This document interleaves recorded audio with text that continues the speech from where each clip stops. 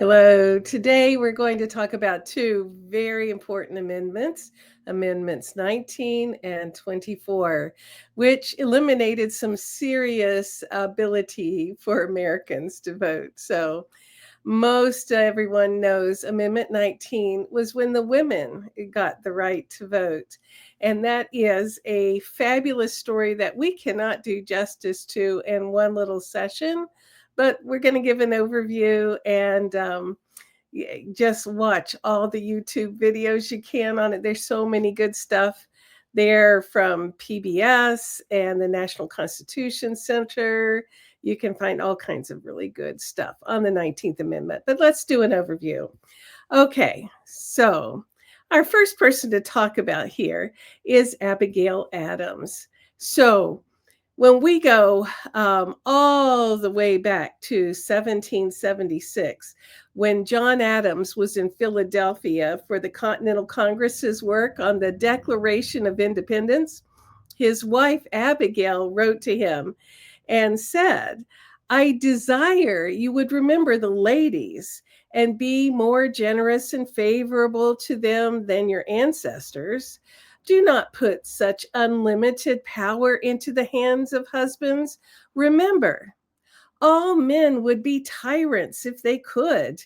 If particular care and attention is not paid to the ladies, we are determined to foment a rebellion and will not hold ourselves bound by any laws in which we have no voice or representation." And it goes on. So even back in 1776, women were thinking that they had as much right as the menfolk to be represented in government and to have a voice and a say about what happens. Let's look back though, in those times, the world was different than we live in now. So it was a very hierarchical world. So the European culture, which of course was integrated into American culture. So it's very hierarchical and very patriarchal. And we know our founding fathers, way back to our first couple of lessons, had studied John Locke and the contemporary philosophers and were taking on the idea that they were going to form a new nation based on equality, where all men are created equal and that they have natural rights to life, liberty, and property, or as our declaration ended up saying, life, liberty, and the pursuit of happiness. The key phrase there, though, is the word all men were created equal. Today, when we read that in our 21st century brains, we hear all mankind are created equal. But it was a really radical idea in those days for a lot of people that the phraseology was mankind. That patriarchal culture looked at women as people who were created by God inferior to men. They did not have the intelligence or the capabilities that men had.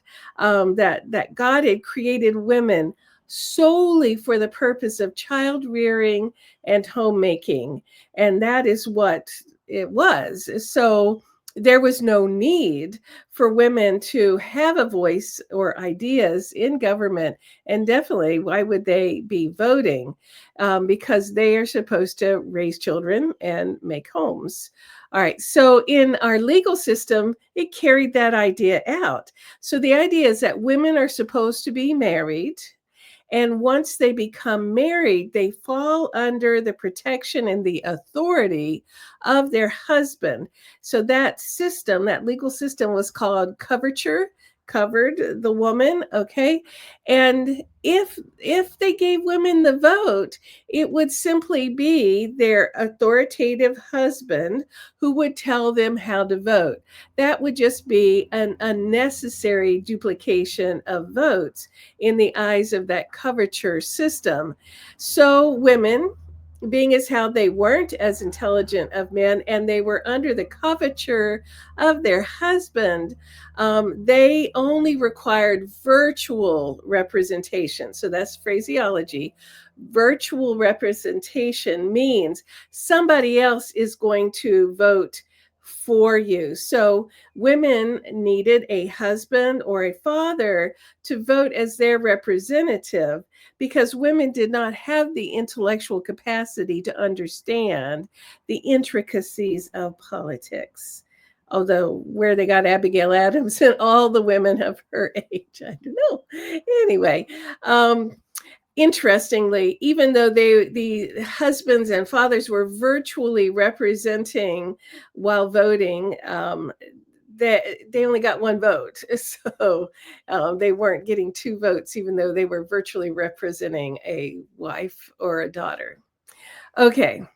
All right. So because a woman was under the coverture of her father or husband, they did not have rights to like legal standings, so they couldn't own property, and that was another reason they couldn't vote because in the early days of the country, the federal government was set up for states to make their own rules on what voting would be, and in fact that still is how things work unless there are amendments that interrupt that at coming down by federal regulations. So our federal constitution says some of these voting regulations. Otherwise, the nitty gritty details still to this day fall to the states because that's how it works.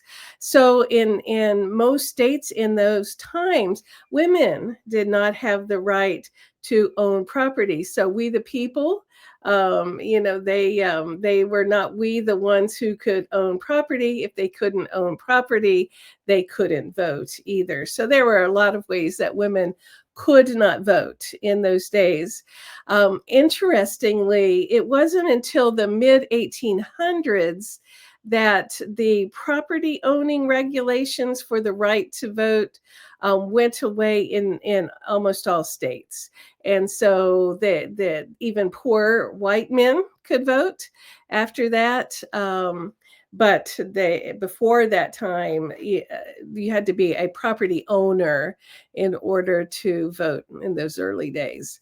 All right, that's just the way it worked. Okay, an interesting exception to that was the state of New Jersey, which allowed unmarried female women to vote. So if they were unmarried, female, and landowners, they could vote. So it did cause a hot mess in 1797. So in New Jersey, there was this hotly contested state representative election. So many of the women were for the Federalist candidate named William Crane. His opponent was a Jeffersonian Republican named John Condict.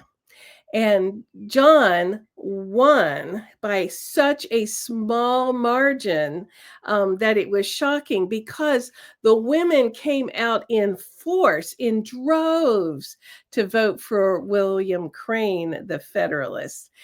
So it got so much attention in the New Jersey newspapers that someone even published a song in the newspaper called The Freedom of Election. And in the last verse is a satirical verse. It says, "Then freedom hail, thy powers prevail o'er prejudice and error.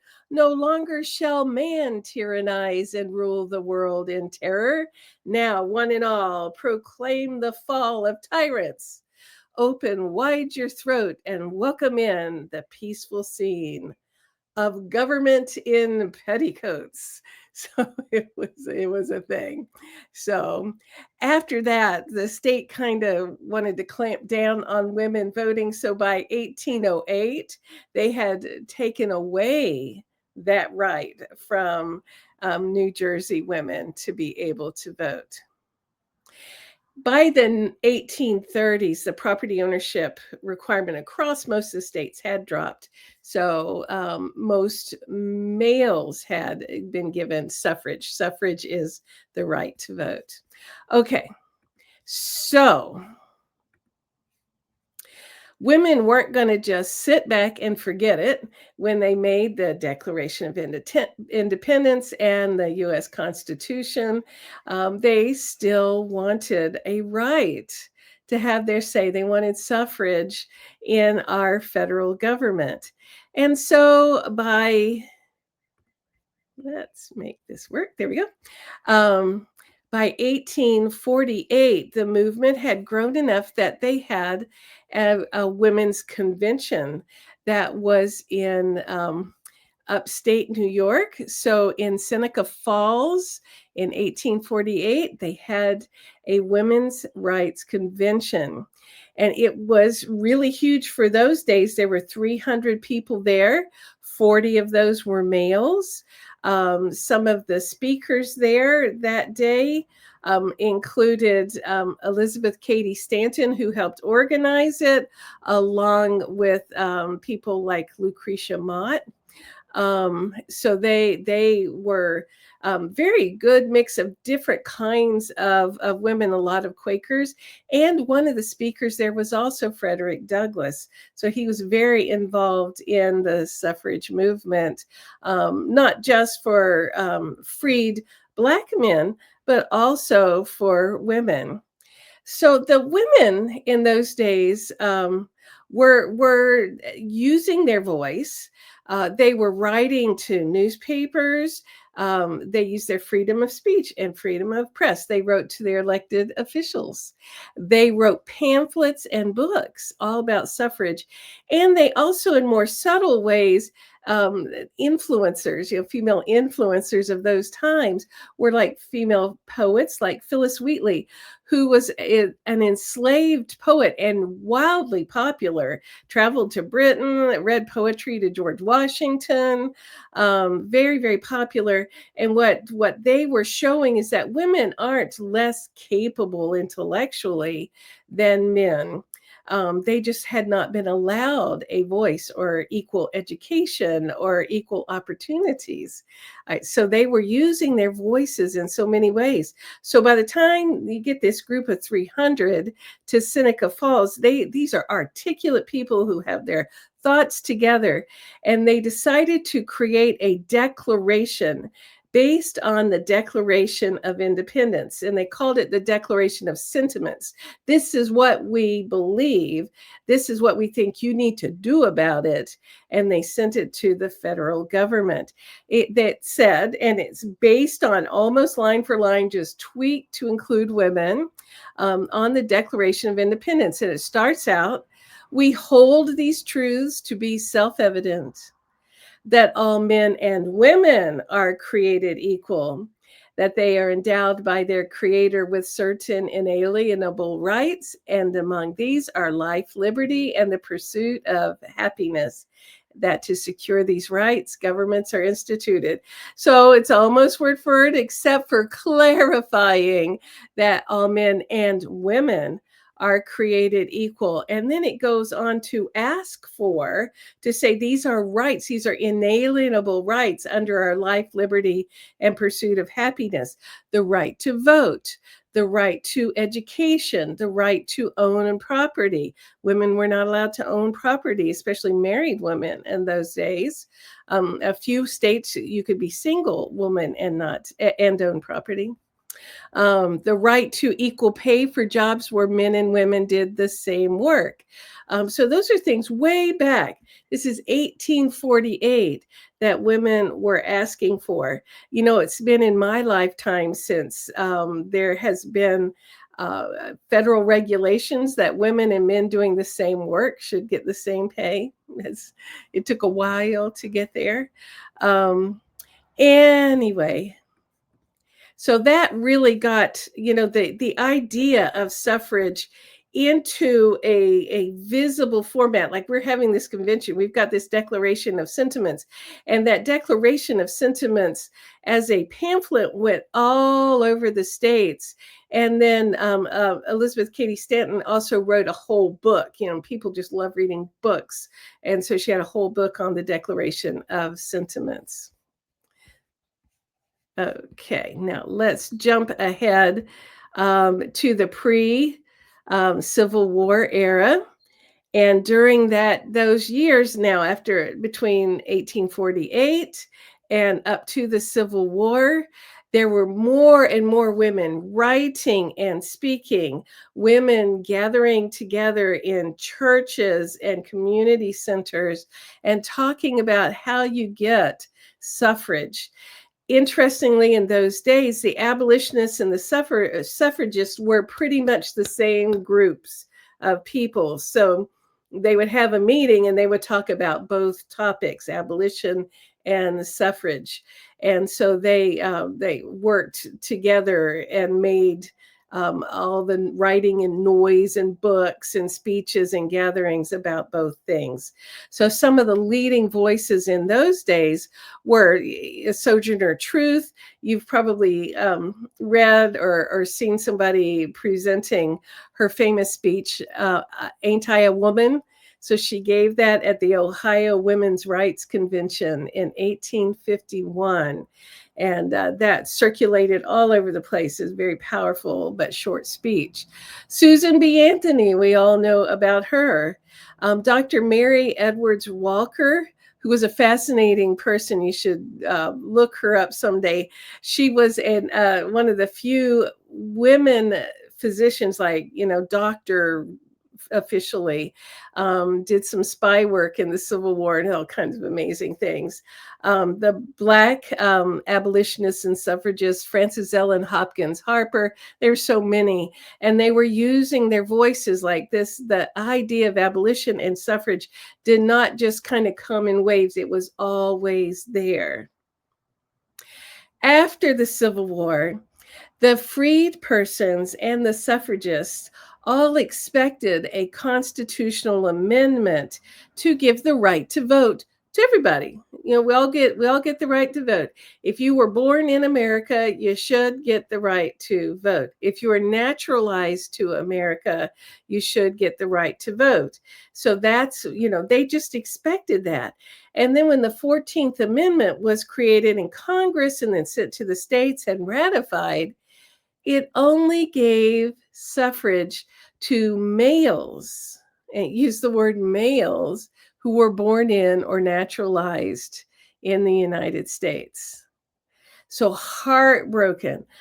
These women, you can just imagine, they're sitting on the edge of their seats and they're waiting, and they go, oh, look, Congress has got the 14th Amendment, and let's read it, and oh, males. And so, they all had to support it. It all had to get ratified, because at least that's progress. But they were totally out of the picture. So Black females, white females, immigrant females who were naturalists, they were all out of the picture. But they didn't stop. Unfortunately, because I think the heartbreak, the groups of color and the white groups drifted apart. And it was also an era where racism was still around. We had Jim Crow in the South, and in the North, just more exclusive, because that's what they were doing. So anyway, the movement just kept growing, though. And then you had, two very large suffrage organizations. So you had Black suffrage and white suffrage organizations. So in 1870, the first meeting of the American Equal Rights Association was held in New York, New York. There were over 1,000 attendees in this great big church there in New York. And they really worked hard on creating a platform that they could bring to Congress and present to Americans on why and how women should be given the vote. So women said, you know what? We haven't been successful getting this voting, our suffrage, to happen in just the ways we've been doing it. We've been following the First Amendment. We've been writing. We've been using our words. We've been addressing our grievances with the legislatures. We're doing all we can on that front, but it's not happening. So they decided to move the cause of suffrage also to the court system. So in a movement called the New Departure, suffragists, both black and white, declared that the 14th Amendment did give them the right to vote because they're U.S. citizens. Because they're U.S. citizens and the 14th Amendment guarantees the right to vote to U.S. citizens, they have a right to vote. So throughout the country, hundreds of women attempted to vote. Some actually voted successfully, actually got away with it. So in localized areas, there were registrars in the voting offices that allowed these women to vote, and they could vote. But most were turned away. And if they tried to vote, they were fined or arrested. So in 1872, Susan B. Anthony was arrested for voting. So she made it all the way through. She registered and she went and she voted and got that far, all peacefully and quiet. And several days later, she was arrested for voting. She was put on trial. She was convicted and was fined $100, which in 1872 was a pretty good amount of money. She never paid it. All right, in 1875, Virginia Minor attempted to register to vote, but she was turned away. I believe that was Michigan. So she and her husband sued the state that they should be allowed to vote. That case made it all the way up to the Supreme Court. So actually, you can't sue the state; you sue the registrar. Okay, so the person that runs the registration office. That's officially who they sued. Case made it to the Supreme Court. The Supreme Court decided that while women are citizens of the United States, voting was not a natural right of citizenship. That did not go over very well with the suffragists. So the Supreme Court left the decision of suffrage to the states where it was in the beginning. Okay. All right. So women said, okay, let's just keep working at the state level while we work to plug away in the court system again, and then with the legislature at federal level, but also state level. And so women in every state were writing books. They wrote editorials in newspapers. They wrote to their elected officials. They gave speeches in local gatherings. They would meet in churches. They would meet in city halls. They would find places together and talk about suffrage. The noise just kept going on until in 1882, the U.S. Senate formed the first women's suffrage committee. So by 1882, a long time after the beginning of our country, the Senate is saying, let's look into this thing. Also in 1882, Wyoming was admitted to the Union as a state. And it was the first state to officially give women the vote and not take it away. You remember in New Jersey, women had the vote and it was eliminated in 1808.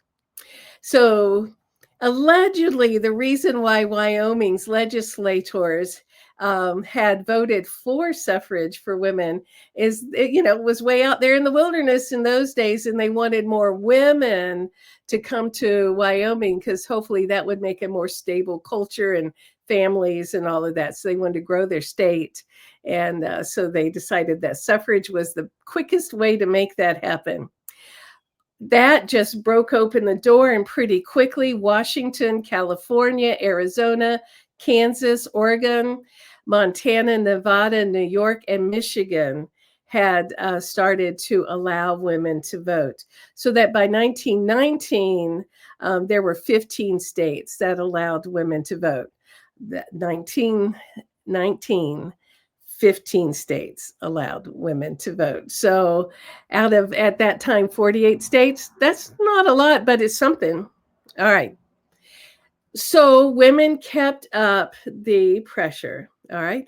So in 1912, in that presidential election, Teddy Roosevelt was running on an independent party. Do you remember the Bull Moose Party? All right. And that party became the first political party to make women's suffrage part of its platform for that election cycle. Roosevelt lost to Woodrow Wilson at that time. And this just brought the ire of the suffragists. They were so upset. So, two of the leading suffragists of that time were Alice Paul and Lucy Burns. So, we have a picture of Alice Paul. Yeah, here we go. All right. So, Alice, now we're talking like 1913. Okay. So we're in the 1900s by now. All right. Alice Paul and Lucy Burns organized a women's parade the day before the inauguration because they wanted the incoming president to know this mattered.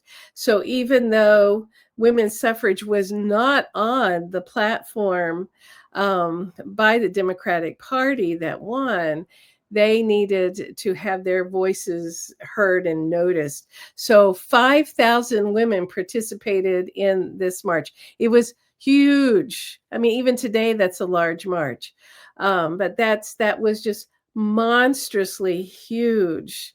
And interestingly, it was well patrolled by police who watched while hundreds of women were attacked and hundreds hospitalized after being attacked by the male parade watchers, because surely you cannot have these women wanting suffrage and out there marching. So it was quite dramatic, and it made for quite some dramatic press. Sadly, because there had been a division between the black and the white suffrage after the 14th Amendment, um, the white leaders, so Alice Paul and Lucy Burns, and the white women's groups who were participating, they had delegations from each state of the union there at that parade. They had asked the black women's suffrage groups to march at the back of the parade.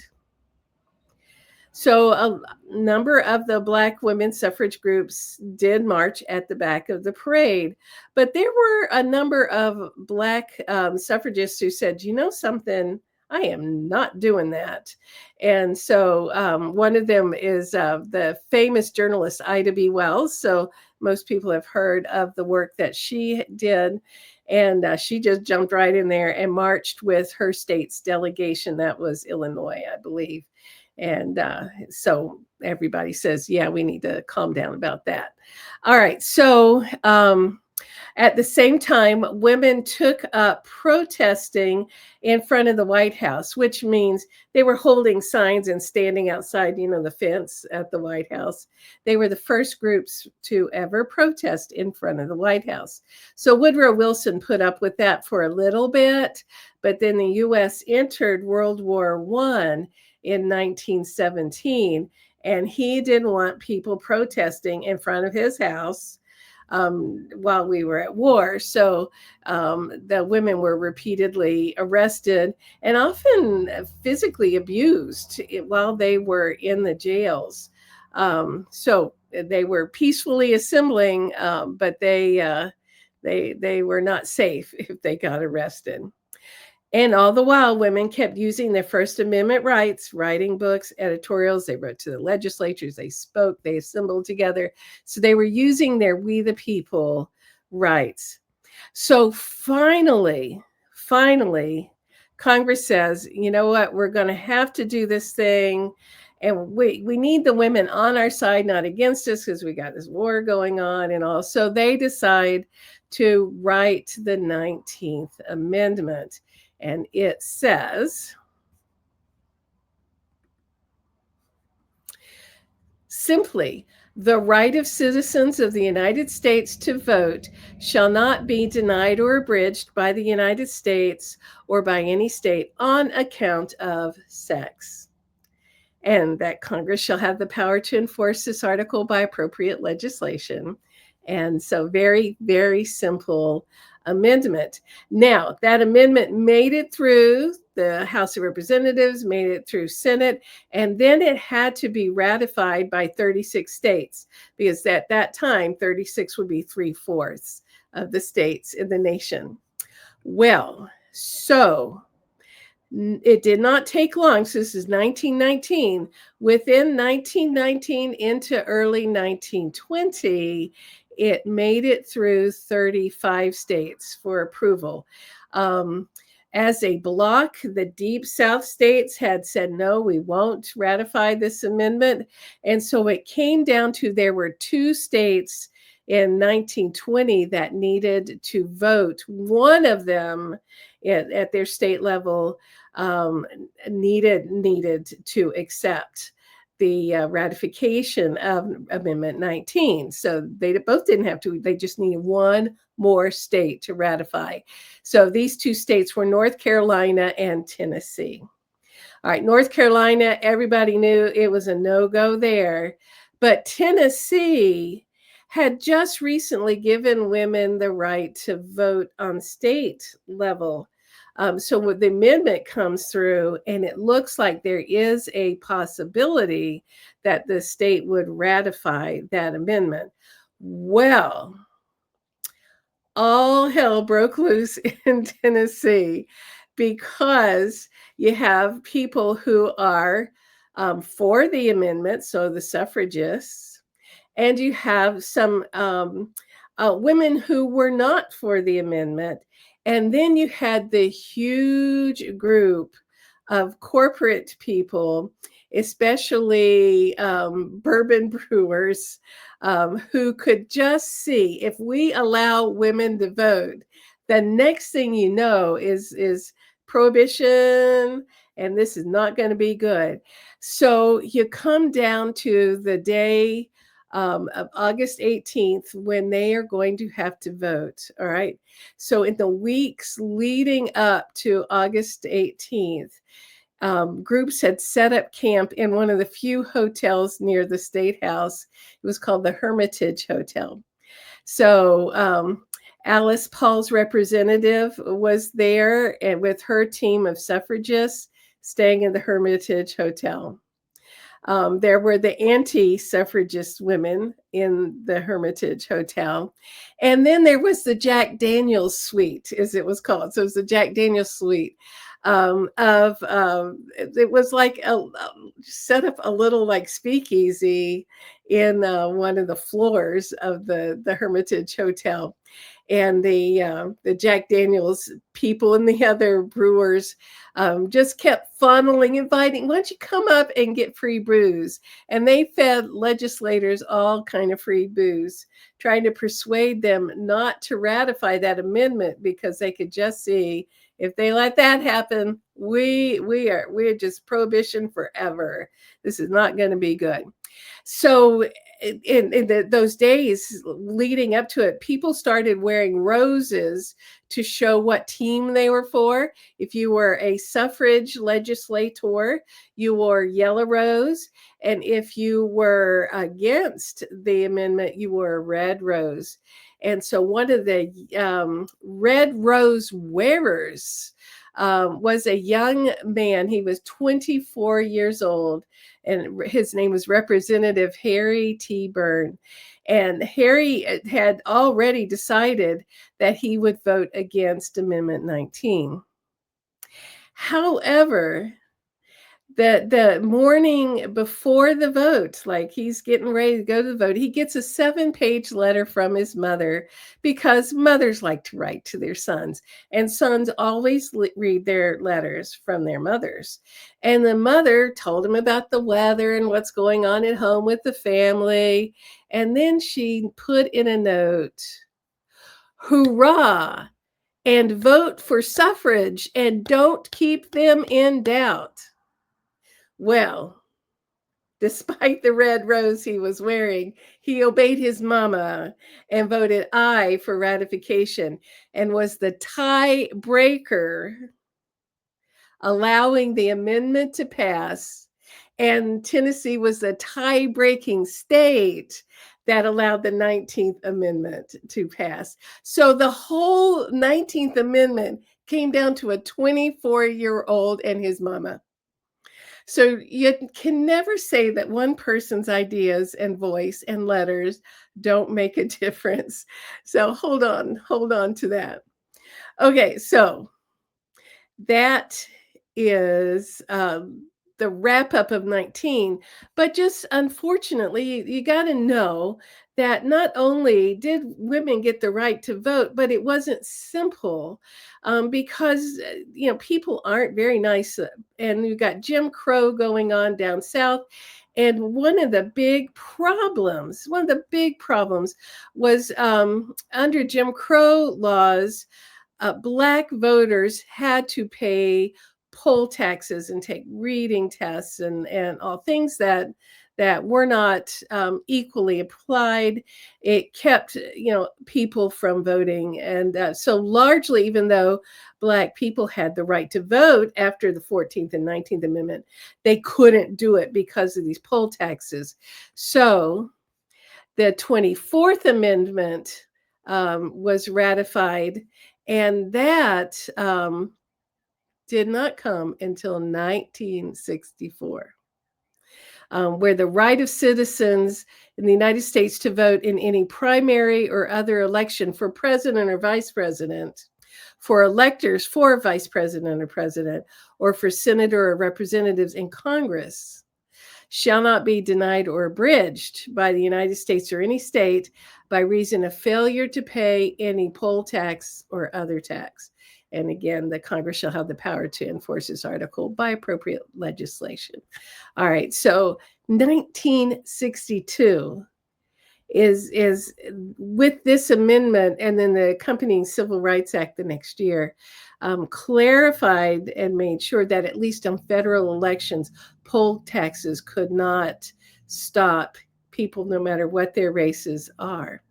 All right. Also, there's still left out groups. So it wasn't until 1924 that it was clarified that Native Americans were citizens of the United States and therefore could vote. And also, it took a while for naturalized Chinese American citizens to be able to vote because of all the racist Chinese Exclusion Act laws. So, things are never clear where you've got human beings, but one person counts, one mama counts. People who write and speak and march and stand up, they count. So don't ever give up. If there are things you want to stand up about and talk about, that's your First Amendment, and it matters. Everybody matters.